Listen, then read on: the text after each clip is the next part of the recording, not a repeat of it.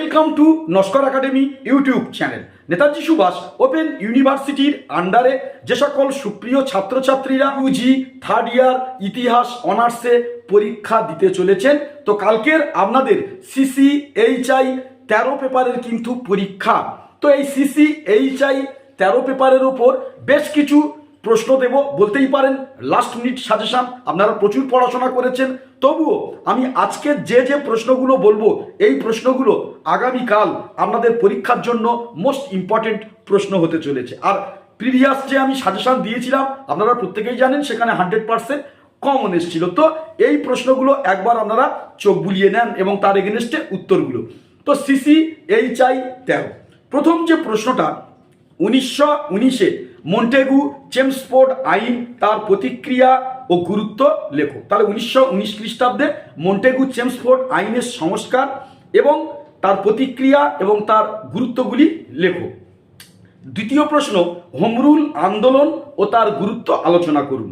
Home rule আন্দোলন তার গুরুত্ব আলোচনা করুন। পরের প্রশ্ন, লখনৌ চুক্তি ও তার গুরুত্ব লেখো। আপনি কি মনে করেন লখনৌ চুক্তি হিন্দু ও মুসলমানদের মধ্যে ঐক্য বা সম্প্রীতির জায়গা তৈরি করেছিল? পরের প্রশ্ন, নমশূদ্র আন্দোলন এবং তাতে হরি গুরুচাঁদ ঠাকুরের প্রভাব বা অবদান আলোচনা করুন। নমশূদ্র আন্দোলন থেকে কিন্তু প্রশ্ন আসার সম্ভাবনা আপনাদের রয়েছে। এরপরে পরের প্রশ্ন, জ্যোতিবা ফুলের নেতৃত্বে সত্যশোধক সমাজের সংস্কার আন্দোলন লেখো। জ্যোতিবা ফুলের নেতৃত্বে সত্যশোধক সমাজের সংস্কার আন্দোলন সম্পর্কে যা জানেন লিখেন। পরের গুরুত্বপূর্ণ প্রশ্ন, টিকা ল্যান্ড হোল্ডার্স সোসাইটি ও ব্রিটিশ ইন্ডিয়ান অ্যাসোসিয়েশন। এই দুটো টিকার মধ্যে কিন্তু একটা টিকা আসার সম্ভাবনা রয়েছে, land holders society British Indian association. পরের গুরুত্বপূর্ণ প্রশ্ন, কংগ্রেসের উৎপত্তি সম্পর্কে বিতর্কগুলো পর্যালোচনা করুন। 1885 খ্রিস্টাব্দে যে জাতীয় কংগ্রেস প্রতিষ্ঠিত হয়েছিল, সেই জাতীয় কংগ্রেস প্রতিষ্ঠার পিছনে যে সকল ঐতিহাসিকেরা যে কারণগুলি দায়ী করেছিলেন, বিভিন্ন ঐতিহাসিকদের মধ্যে এই নিয়ে যে বিতর্কের জায়গা তৈরি হয়েছিল, সেই জায়গাগুলোকে আপনাদেরকে ফাইন্ড আউট করতে হবে। পরের প্রশ্ন, 19বিংশ শতাব্দীতে সভা সমিতিগুলি কিভাবে ভারতীয় জনগণের মধ্যে রাজনৈতিক চেতনাকে জাগরিত করেছিল? আরেকবার বলছি, 19বিংশ শতাব্দীতে বিভিন্ন রাজনৈতিক সভা সমিতিগুলি ভারতবর্ষের জনগণের মধ্যে কিভাবে রাজনৈতিক চেতনা জাগরিত করেছিল, মোস্ট একটি ইম্পর্টেন্ট প্রশ্ন। তো পরের যে প্রশ্নটা, দেশীয় রাজ্যগুলির অন্তর্ভুক্তিকরণে সর্দার বল্লভভাই প্যাটেলের অবদান আলোচনা করুন। তো 1947 সালে ভারত যখন স্বাধীন হয়ে গেছিল, বহু রাজ্য এমন ছিল যারা কিন্তু ভারতীয় ডোমিনান স্ট্যাটাসের বাইরে ছিল, অর্থাৎ মূল ভারত ভূখণ্ডের বাইরে আলাদাভাবে তারা স্বাধীন সত্তা বা স্বাধীন ঐতিহ্য অটুট রেখেছিল। ঠিক এইরকমই একটি পরিস্থিতিতে সর্দার বল্লভভাই প্যাটেল ওই সকল দেশীয় রাজাগুলির সঙ্গে আলাপ আলোচনা করে এবং মতের বিনিময় ঘটিয়ে এবং রাজনৈতিক কৌশল কাজে লাগিয়ে কিভাবে সেই সকল রাজ্যগুলিকে ভারতভুক্ত করেছিলেন সে সম্পর্কে কিন্তু লিখতে হবে। ভারতীয় সংবিধানের মূল বৈশিষ্ট্যগুলি আলোচনা করুন। ইন্ডিয়ান কনস্টিটিউশনের যে মৌলিক মূল বৈশিষ্ট্যগুলো আছে সে সম্পর্কে লিখতে হবে। এবারে পরের গুরুত্বপূর্ণ প্রশ্ন, ভারতের প্রথম 3টি পঞ্চবার্ষিকী পরিকল্পনার সাফল্য আলোচনা করুন। পরের প্রশ্ন আপনাদেরকে একটু বলে দিয়ে রাখি যে মহাত্মা গান্ধীর অসহযোগ আন্দোলন তার গুরুত্ব পড়ে রাখবেন, আইন অমান্য আন্দোলন তার গুরুত্ব পড়ে রাখবেন, ভারত ছাড়ো আন্দোলন বা 1942 খ্রিস্টাব্দের আগস্ট আন্দোলন তার গুরুত্ব আলোচনা করুন। এই 3টে অসহযোগ, আইন অমান্য, খিলাফত, এই 3টে আন্দোলন পড়ে থাকলে আপনাদের কিন্তু এই 3টে আন্দোলনের মধ্যে একটা আন্দোলন আসবে। এছাড়াও যদি বলে যে ভারতীয় রাজনীতিতে মহাত্মা গান্ধীর অবদান আলোচনা করুন, এই অসহযোগ, আইন অমান্য আন্দোলন, খিলাফত আন্দোলন অল্প অল্প করে যদি লিখে আসতে পারেন তাহলে কিন্তু আপনারা একটা ভালো নাম্বার পাবেন। তাহলে এই 3টে আন্দোলন অবশ্যই একটু দেখে রাখবেন। পরের প্রশ্ন, সাম্প্রদায়িক বাটোয়ারা ও পুনা চুক্তি সম্পর্কে যা জানেন লেখেন। সাম্প্রদায়িক বাটোয়ারা ও পুনা চুক্তি সম্পর্কে যা জানেন লেখেন। পরের গুরুত্বপূর্ণ প্রশ্ন, 1931 খ্রিস্টাব্দে গান্ধী আরউইন চুক্তির শর্তগুলি আলোচনা করুন এবং গান্ধী আরউইন চুক্তির স্বরূপ পর্যালোচনা করুন। পরের গুরুত্বপূর্ণ প্রশ্ন, রাওলাট সত্যাগ্রহ কি?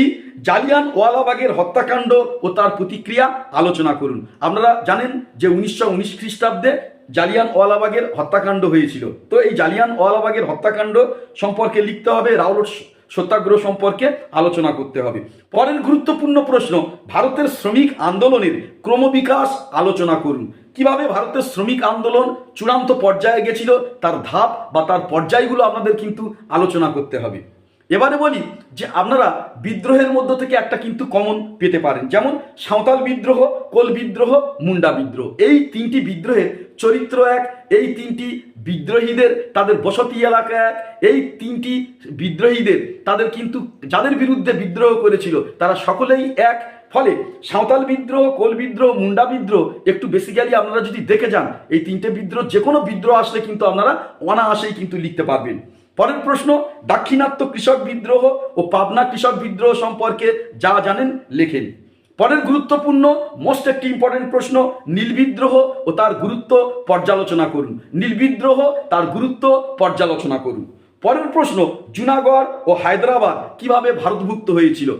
পরের প্রশ্ন, 1905 খ্রিস্টাব্দে স্বদেশী ও বয়কট আন্দোলন সম্পর্কে যা জানেন লেখেন, বা ঘুরিয়ে আসতে পারে বঙ্গভঙ্গ বিরোধী আন্দোলনের স্বরূপ পর্যালোচনা করুন।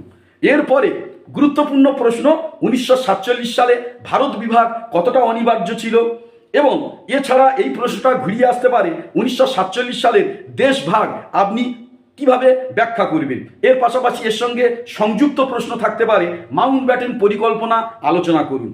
এবারে বলি, দুটো সমাজের মধ্য থেকে একটা সমাজ আসতে পারে আর্য সমাজ এবং প্রার্থনা সমাজ।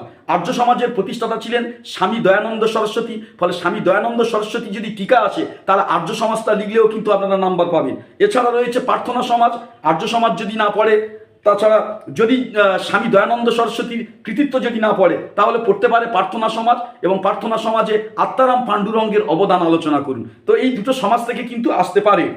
এবারে আসি পরের যে গুরুত্বপূর্ণ প্রশ্ন, ওয়াহাবি আন্দোলন। ঠিক আছে, অষ্টাদশ শতাব্দীতে সৌদি আরবে আব্দুল ওয়াহাবের নেতৃত্বে যে ওয়াহাবি আন্দোলন হয়েছিল সেই ওয়াহাবি আন্দোলনটা লিখতে হবে, এবং ভারতে হচ্ছে বেরেলি সৈয়দ আহমেদের নেতৃত্বে ভারতে ওয়াহাবি আন্দোলনের বিকাশ ঘটেছিল। বাংলাতে মীর নিসার আলী তিতুমিরের নেতৃত্বে বাংলায় ওয়াহাবি আন্দোলনের বিকাশ ঘটেছিল, যেটা পরবর্তীকালে বারাসাত বিদ্রোহ নামে পরিচিত। তো এই ওয়াহাবি আন্দোলনটা লিখতে হবে। এছাড়া ওয়াহাবি আন্দোলনটা যদি এরকমভাবে না পড়ে যদি বারাসাত বিদ্রোহ সম্পর্কে পড়ে তাহলে বাংলার ওয়াহাবি আন্দোলন বা বাংলার বারাসাত বিদ্রোহ সম্পর্কে আপনাদের কিন্তু আলোকপাত করতে হবে। এবারে পরের গুরুত্বপূর্ণ প্রশ্ন, যে কংগ্রেসে চরমপন্থীদের উত্থানের কারণ পর্যালোচনা করুন। খুব সুন্দর একটি প্রশ্ন, বেসিক নলেজ থাকলে লেখা যাবে যে আচ্ছা, গান্ধীজির নেতৃত্বে সত্যাগ্রহ আন্দোলন সম্পর্কে আলোচনা করুন।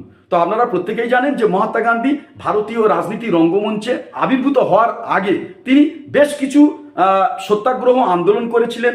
চম্পারণ সত্যাগ্রহ, খেদা সত্যাগ্রহ, আহমেদাবাদ সত্যাগ্রহ, এই সত্যাগ্রহ সম্পর্কে আপনাদের লিখতে হবে। এছাড়া পরের গুরুত্বপূর্ণ প্রশ্ন, স্বরাজ্য দলের কর্মসূচি আলোচনা করুন। একেবারে শেষ গুরুত্বপূর্ণ প্রশ্ন, খিলাফত আন্দোলন এবং তাতে মহাত্মা গান্ধীর অবদান আলোচনা করুন। যে কটি প্রশ্ন বললাম অবশ্যই দেখে যাবেন। আশা রাখি এর মধ্যে আপনারা ম্যাক্সিমাম প্রশ্ন কিন্তু কমন পাবেনই। এই পর্যন্তই আপডেট। নমস্কার।